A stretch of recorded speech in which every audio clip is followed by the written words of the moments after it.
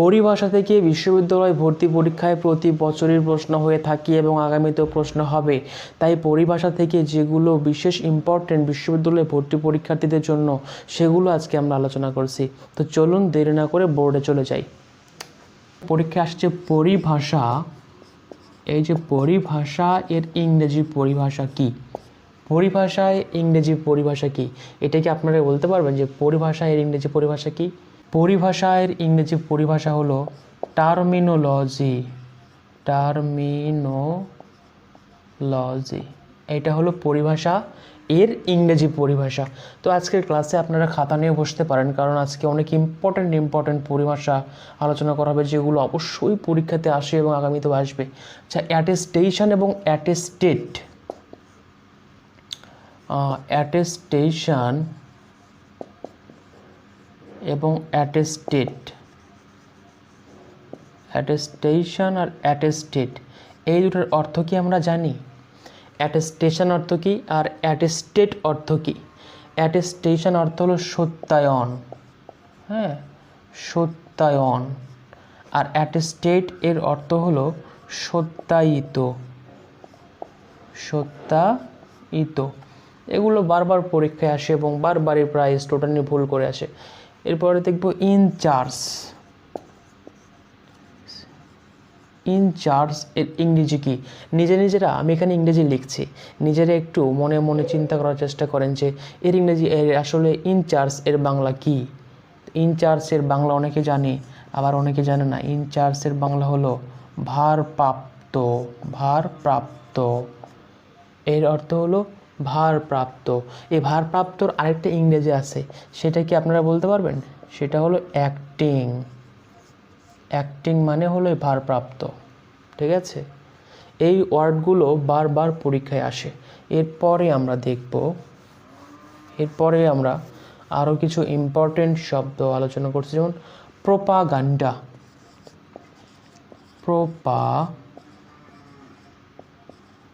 Propaganda এর বাংলা পরিভাষা কি? এটা অনেকে জানে না। এটা হলো প্রচারণা। প্রোপাগান্ডা, প্রচারণা। প্রোপাগান্ডা এর বাংলা পরিভাষা প্রচারণা। আরেকটা পরীক্ষায় বেশ এসে থাকে, সেটা হলো নোটিফিকেশন। নোটিফিকেশন এর অর্থ হলো প্রজ্ঞাপন।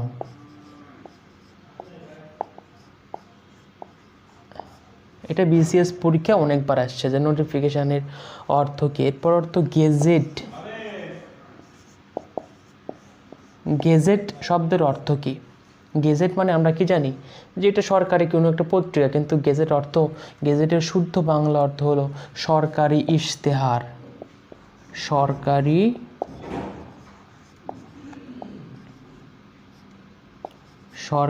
ইশতেহার। সরকারি ইশতেহার, সরকারি ইশতেহার হতে পারে। আবার এটার তো কিন্তু ঘোষণাপত্র হয়। ঘোষণাপত্র। ঘোষণাপত্র। বিশ্ববিদ্যালয় ভর্তি পরীক্ষার্থী যারা, তারা খাতা নিয়ে বসুন এবং এই শব্দগুলো, এর অর্থগুলো সুন্দর করে লিখে নিন, কারণ এখান থেকে অবশ্যই প্রশ্ন কেমন পড়বে বলে আশা করছি। আচ্ছা, এরপরে আমরা দেখি সিভিল। এই সিভিল শব্দের অর্থ কি? সিভিল অর্থ হলো বেসামরিক। বেসামরিক। সিভিল অর্থ বেসামরিক। এরপরে আমরা দেখি সেন্সাস। সেন্সাসের অর্থ কি? অর্থ হলো আদমশুমারি। আদমশুমারি, সেন্সাস। এরপর আসি ডায়ালেক্ট। ডায়ালেক্ট এর অর্থ অনেকেই জানে, অনেকে জানে না। এর অর্থ হলো উপভাষা। ডায়ালেক্ট এই পরিভাষাগুলো বারবার পরীক্ষায় আসে। আমরা ট্রাইব। ট্রাইব অর্থ কি? ট্রাইব অর্থ হলো উপজাতি। ট্রাইব অর্থ হলো উপজাতি। এগুলো পরীক্ষায় এতবার আসে। এরপরে ক্যাডার। ক্যাডার, এই ক্যাডার অর্থ কিন্তু অনেকেই জানে না। ক্যাডার অর্থ হলো পদালি। পদালি, ঠিক আছে, পদালি। র্যাঙ্ক অর্থ কি? র্যাঙ্ক, RAN কি? যে আমরা জানি যে র্যাঙ্কে এত আছে, এই র্যাঙ্কে এত আছে। তো র্যাঙ্কের শুদ্ধ বাংলাটা কি? ভেবে দেখছেন? শুদ্ধ বাংলা হলো পদমর্যাদা। পদমর্যাদা। র্যাঙ্কের শুদ্ধ বাংলা হচ্ছে পদমর্যাদা। আচ্ছা, এরপরে আমরা দেখি, আমি আবার বলছি সবাই খাতা কলম নিয়ে ক্লাসটি করুন, তাহলে সবার জন্য উপকারে আসবে। ফ্লোরা অর্থ কী? ফ্লোরা অর্থ হলো উদ্ভিদকুল। অর্থ হলো উদ্ভিদকুল। আচ্ছা, ফনা অর্থ কী? ফনা অর্থ হলো প্রাণীকুল। প্রাণীকুল। তো এটা এই যে মানে প্রাণী বানান কি দীর্ঘইকার, আমরা জানি, কিন্তু প্রাণী বানান কি দীর্ঘইকার দিয়ে, কিন্তু এখানে প্রাণী আমরা হ্রস্বইকার দিয়ে লিখছি। কেন লিখছি এটা কিন্তু আগের ক্লাস আলোচনা করেছিলাম, যে প্রাণী, জগৎ এগুলো শব্দ যদি জগৎ, সভা, কুল, নি এগুলো যুক্ত হয় তাহলে দীর্ঘইকারটা হ্রস্বইকার হয়ে যায়। এরপরে আরও দুটি ইম্পর্টেন্ট শব্দ, সেটা হলো ইমিগ্রেন্ট। আচ্ছা, আপনারা বলুন এর অর্থটা কি? হ্যাঁ, এই একটা ইমিগ্রেন্ট আর এই একটা ইমিগ্রেন্ট। ইমিগ্রেন্ট বলুন। দেখেন এখানে কিন্তু ই দিয়ে শুরু, এখানে আই দিয়ে, এখানে এক টাইম, এখানে ডবল এম। বলুন ইমিগ্রেন্ট অর্থ কি আর এই ইমিগ্রেন্ট অর্থ কি? দুটোই কিন্তু ইমিগ্রেন্ট উচ্চারণ। এটা অর্থ হলো প্রবাসী। আর এটার অর্থ হলো অভিবাসী। ঠিক আছে? আর বলুন কখনো প্রবাসী, অভিবাসী। এরপর আরেকটা আসে, যেটা হলো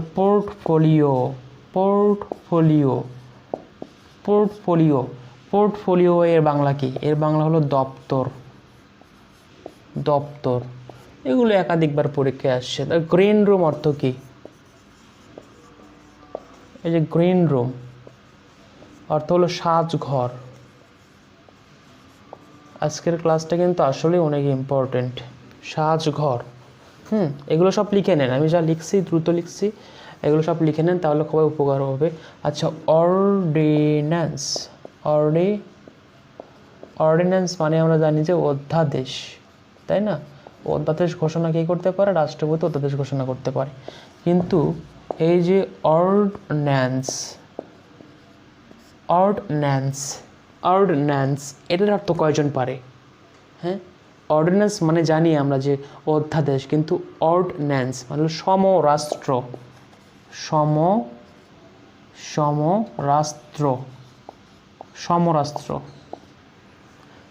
ঠিক আছে? আচ্ছা, এরপরে আমরা কমন দুটো ওয়ার্ড দেখি, সেটা সিলেবাস। সিলেবাস অর্থ কি আর রুটিন অর্থ কি?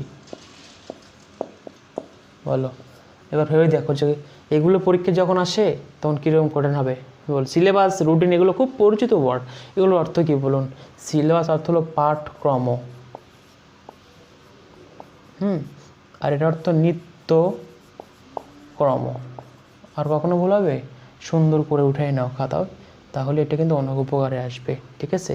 সিলেবাস মানে হচ্ছে পাঠক্রম, আর রুটিন মানে হলো নিত্যকর্ম। এরপরে হলো পোস্টেজ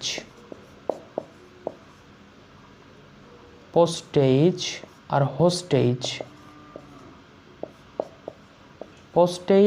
হোস্টেজ। কোনটার অর্থ কি? পোস্টেজ অর্থ হলো ডাক মাশুল, আর হোস্টেজ অর্থ হলো জিম্মি। এগুলো অনেক ইম্পর্টেন্ট। এক্সাইজ ডিউটি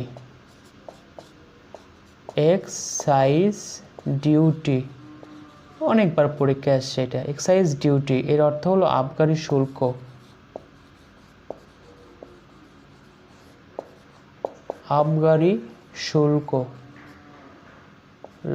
হ্যাঁ, এক্সাইজ ডিউটি, আবগারি শুল্ক। এগুলো দ্রুত খাতায় উঠে নাও, প্রয়োজন বোধে ভিডিওটি পজ করে উঠিয়ে নাও। এগুলো কিন্তু অনেক ইম্পর্টেন্ট, পরীক্ষায় এগুলো একাধিকবার আসছে। যারা বিগত সালের প্রশ্ন সমাধান করেছে তারা এটার একমাত্র মর্মটা বুঝবে। আচ্ছা, এরপর আমরা আরেকটা দেখি, সেটা হলো কাস্টম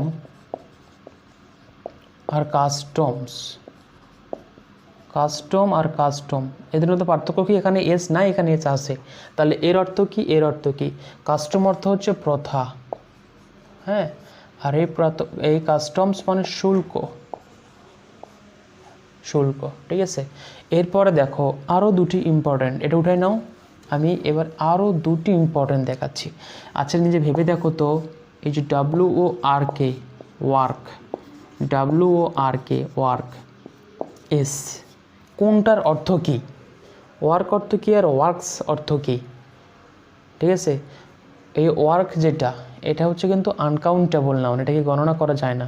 সুতরাং এটাকে কখনোই এস বা ইএস যুক্ত করে এটাকে প্লুরাল করা যাবে না, কারণ এটা আনকাউন্টেবল। তাহলে ওয়ার্ক অর্থ আলাদা হবে আর ওয়ার্কস অর্থ কিন্তু আলাদা হবে। ভেবে দেখো তো কি অর্থটা, আমি লিখছি। ওয়ার্ক অর্থ হলো কাজ, এটা সবাই জানে, ঠিক আছে, কিন্তু এর সাথে এস যুক্ত হলে তখন কিন্তু কাজগুলো কখনো কিন্তু বলা যাবে না যে কাজগুলো, তা কিন্তু না। এই ওয়ার্ক মানেই কাজ, ওয়ার্ক মানেই কাজগুলো, ঠিক আছে। কিন্তু এই ওয়ার্কস অর্থ হলো সাহিত্যকর্ম, সাহিত্যকর্ম, ঠিক আছে, সাহিত্যকর্ম অথবা শিল্পকর্ম, শিল্পকর্ম। কত ইম্পর্ট্যান্ট। আমরা এই ওয়ার্কস মানে কি জানি? ওয়ার্কস মানে মনে করি কিন্তু যে কাজগুলো, আসলে যে ওয়ার্ক যেটা আনকাউন্টেবল, এটাকে সিঙ্গুলার, তো এটা তো, আর এটা তো আনকাউন্টেবল, এটাকে তো কখনো প্লুরাল করা যাবে না, তাই না? সিঙ্গুলার প্লুরাল একটাই, সেটা ওয়ার্ক, হ্যাঁ, ইউজ করতে পারি এরকম। তো ওয়ার্কস তার মানে সাহিত্যকর্ম, আর ওয়ার্ক মানে কাজ। অত্যন্ত ইম্পর্ট্যান্ট এটা পরীক্ষার্থীদের জন্য। আরেকটা আছে কমন, সেটা তো সবাই জানে যে গুড অর্থ কী, আর গুড, গুডস অর্থ কী। এটা মানে যে ভালো, এটা সবাই জানে, লেখার দরকার নেই। আর এটা মানে হলো পণ্য, পণ্য, ঠিক আছে। কত ইম্পর্টেন্ট দেখো, যে ভ্যাকেন্সি অর্থ কী? ভ্যাকেন্সি, ভ্যাকেন্সি অর্থ শূন্য বা খালি, শূন্য বা খালি, ভ্যাকেন্সি অর্থ শূন্য বা খালি। এরপরে আরেকটি আদালত সম্পর্কিত প্রশ্ন, সেটা হলো রিট, WRITE, টি, রিট। এই রিট অর্থ কী? আমরা জানি যে রিট করতে হয় কিছুতে, কিন্তু রিট অর্থ কী? রিটের শুদ্ধ বাংলাটা অনেক আইনের ছাত্ররাও হয়তো পারবে না, ঠিক আছে। এটা সুন্দর করে আজকে লিখে নাও। রিট অর্থ হচ্ছে আজ্ঞা লেখ, আজ্ঞা লেখ বা পরোয়ানা, পরোয়ানা, আজ্ঞা লেখ বা পরোয়ানা। সুন্দর করে খাতায় উঠে নাও, আর কখনো ভুল হবে না এটা, ঠিক আছে। আচ্ছা এরপর আরেকটা দেখি, সেটা হচ্ছে যে ভেন্ডর, ভেন্ডর আর ভেন্ডি, ভেন্ডর আর ভেন্ডি, ভেন্ডি ডাবলি, ভেন্ডি। ভেন্ডর অর্থ কী আর ভেন্ডি অর্থ কী? এটা হচ্ছে বিক্রেতা, হ্যাঁ, আর এর অর্থ হলো ক্রেতা, ঠিক আছে। কখনো ভুল হবে? এটা অনেক পরীক্ষায় আসছে যে ভেন্ডর অর্থ বিক্রেতা আর ভেন্ডি অর্থ ক্রেতা। পরীক্ষায় যখন 4টা অপশান দেওয়া হয় তখন আসলে গুলিয়ে যায়। বিশ্ববিদ্যালয়ে ভর্তি পরীক্ষার্থীদের জন্য এই ক্লাসটি এত ইম্পর্টেন্ট যে বলে বোঝানো সম্ভব না, কারণ এখান থেকে প্রশ্ন হবেই আশা করি। আচ্ছা ভ্যাগাবন্ড অর্থ কী? ভ্যাগাবন্ড অর্থ কী জানো? ভব ঘুরে, ভ্যাগাবন্ড অর্থ ভব ঘুরে একটা। আচ্ছা সুদখোর, আমরা যে বলি না এই সুদখোর, সুদখোর, এই সুদখোর এর ইংরেজি কি বলো? এই সুদখোরের ইংরেজি কি জানো? URER, ইউজারার, ইউজারার। সুদখোর এর ইংরেজি হলো ইউজারার। তোমরা দ্রুত এগুলো খাতার মাঝে উঠিয়ে নাও। এরপরে হচ্ছে আলটিমেটাম, আমরা জানি, আমরা বারবার বলিও যে আলটিমেটাম। আচ্ছা আলটিমেটাম অর্থ কি আমরা জানি। তারপরে পেরিওডিক্যাল, পেরিওডিক্যাল, পেরিওডিক্যাল। পোস্থুমাস, পোস্থুমাস, এগুলো অর্থ কি আমরা জানি? হ্যাঁ, পোস্থুমাস অর্থ কি? পোস্থুমাস হচ্ছে মরণোত্তর, মরণোত্তর, হ্যাঁ। আর পেরিওডিক্যাল অর্থ সাময়িকী,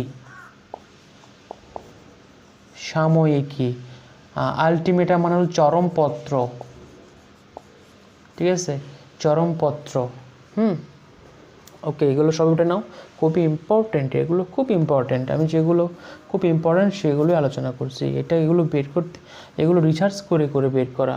আচ্ছা আমরা জানি কি যে প্যান্ডামিক, প্যান্ডামিক এর অর্থ কি? সবাই আমরা জানি যে প্যান্ডামিক মানে হচ্ছে মহামারী। এটা এখন জানে না এমন লোক খুঁজে পাওয়া কঠিন। আচ্ছা, আমার কথা হলো যে পরীক্ষায় আসে যদি what is the synonym of pandemic. হ্যাঁ, আচ্ছা, তোমরা প্যান্ডামিক মানে মহামারী এর এমন একটা সমর্থবোধক শব্দ বলো যেটা তোমরা জানো, বলো দেখি। প্যান্ডামিকের সমর্থবোধক শব্দ একটা বলো, মানে একটা সিনোনিয়ম বলো তো। কি এইরকমই হয় পরীক্ষা, আসলে এরকমই হয়। এটা হলো পেস্টিলেন্স, NCE, এটা সি, হ্যাঁ, CE, পেস্টিলেন্স, পেস্টিলেন্স, পেস্টিলেন্স। প্যান্ডামিক মহামারী, এর সিনোনিম হলো পেস্টিলেন্স। ঠিক আছে, পেস্টিলেন্স। কখনো ভুল হবে? আর একটি সহজ ওয়ার্ড লিখি, এর ইংরেজিটা তোমাদের বলতে হবে। পাসপোর্ট, পাসপোর্ট, পাসপোর্ট বলো। এর বাংলাটা কি? এর বাংলা হলো ছাড়পত্র। ঠিক আছে, পাসপোর্ট, ছাড়পত্র। ম্যানিফেস্টো অর্থ কি? ম্যানিফেস্টো অর্থ কি? অর্থ হলো ইশতেহার, নির্বাচনী ইশতেহার, স্বাধীনতার ইশতেহার। এই যে ইশতেহার, এটা হচ্ছে ম্যানিফেস্টো। ম্যানিফেস্টো মানে ইশতেহার। আচ্ছা, মঙ্গল গ্রহ, মঙ্গল গ্রহ, মঙ্গল গ্রহ এর ইংরেজি কি? এর ইংরেজি হলো মার্স, MARS, মার্স মানে মঙ্গল গ্রহ। আচ্ছা, আরেকটি কমন ওয়ার্ড লিখি, সেটা হচ্ছে যে লাইসেন্স, লাইসেন্স, লাইসেন্স এর অর্থ কি? আমরা যে বলি তোমার লাইসেন্স আছে, গাড়ির লাইসেন্স আছে, এর লাইসেন্স নেই, তার লাইসেন্স নেই। এই লাইসেন্স অর্থটা মূলত বাংলা ভাষায় কি? বাংলা ভাষায় অর্থ হলো অনুমতিপত্র। ঠিক আছে, অনুমতিপত্র। আচ্ছা, জিপসি অর্থ কি? জিপসি অর্থ হলো যাযাবর, যাযাবর, জিপসি অর্থ যাযাবর। তারপর হচ্ছে ফরফেইট, ফরফেইট হলো বাজেয়াপ্ত, বাজেয়াপ্ত, বাজেয়াপ্ত। ঠিক আছে, তো আজকের ক্লাসটা দ্বারা করলো কেমন লাগলো অবশ্যই কমেন্ট করে জানাবো। আর হচ্ছে আমাদের পরবর্তী ক্লাসটি খুব দ্রুত আপলোড হবে বাংলার আরেকটি কোনো টপিক নিয়ে। ততদিন পর্যন্ত সবাই ভালো থাকুন, সুস্থ থাকুন।